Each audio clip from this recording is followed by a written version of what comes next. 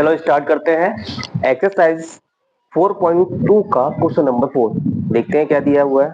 चलिए भाई, find the two consecutive positive integers, है ना, सम ऑफ हुज स्क्वायर इज 365। ठीक है बेटा, हमें ऐसे दो कंसेक्यूटिव इंटीजर चाहिए जिनके स्क्वायर करने पर सम कितना आ जाए, 365 आ जाए। ठीक है बेटा, हमें वो दो कंसेक्यूटिव इंटीजर निकालने हैं। चलो निकालते हैं, करते हैं भाई। लेट फर्स्ट कंसेक्यूटिव इंटीजर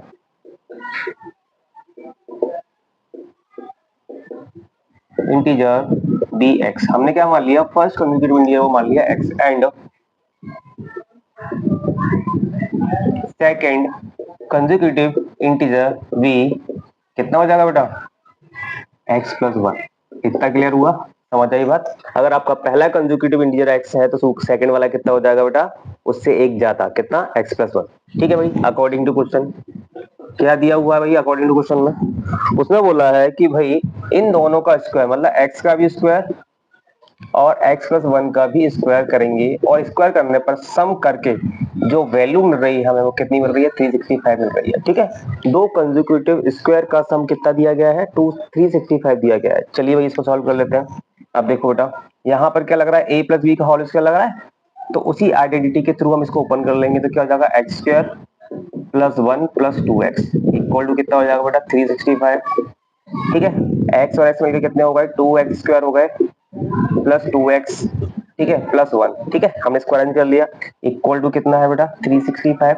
आप एक काम करिए, 365 को इक्वल टू के साइड लेके आइए, तो हो जाएगा 2x square plus 2x plus का 1 माइनस का 365।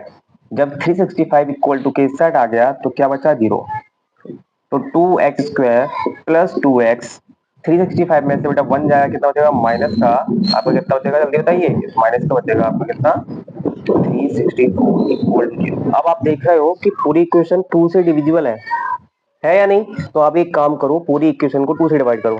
जब हम डिवाइड कर देंगे तो यहाँ क्या हो जाएगा, एक्स स्क्वायर, यहाँ क्या बचेगा, एक्स, यहाँ कितना हो जाएगा बेटा, 2 1 जा 2, 2 8 जा 16 और 2 2 जा 4। ठीक है बेटा, तो हमारी इक्वेशन क्या बन के आई, हमारी इक्वेशन बन के आई X square plus X minus का 182। चलिए भाई इसके हम फैक्टर कर लेते हैं। ठीक है भाई, अब देखो, तो एक्स स्क्वायर प्लस का एक्स माइनस का 182, है ना। मुझे ऐसे दो नंबर चाहिए। पहले तो एक काम करते हैं, मैं आपको सिखा देता हूँ, एक बार मैं बताता हूँ। Multiply then plus. अब क्या करेंगे, फर्स्ट एंड लास्ट नंबर का मल्टीप्लाई करेंगे। फर्स्ट नंबर कितना है 1 और लास्ट नंबर कितना है 182, है ना। तो मल्टीप्लाई करने पे कितना आया, 182 आया। प्लस करने पर हमेशा बीच वाली वैल्यू आनी चाहिए। बीच में कोई कोफिशिएंट है क्या, नहीं है, तो आप 1 ले लेंगे।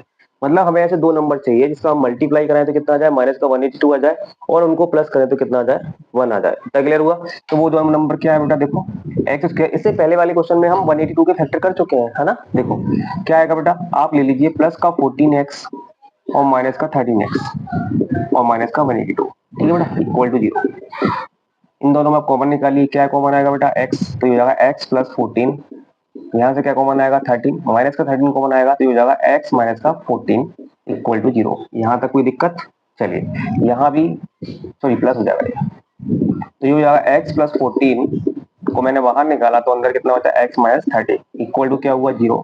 इनको आप सेपरेट 0 के इक्वल कर लीजिए, तो x प्लस 14 इक्वल टू 0 हो जाएगा, और ये हो जाएगा x माइनस 13 इक्वल टू 0। अब यहाँ देखेंगे x वैल्यू, x, हाँ 14 को साइड ले जाइए तो x की वैल्यू क्या निकली, माइनस का 14। और आपको पता है भाई माइनस की वैल्यू हम कंसीडर नहीं करते हैं। यहाँ देखो आप क्या करेंगे, x 13 को साइड ले जाइए तो क्या हो जाएगा, प्लस का 13 हो जाएगा। इतना क्लियर हुआ।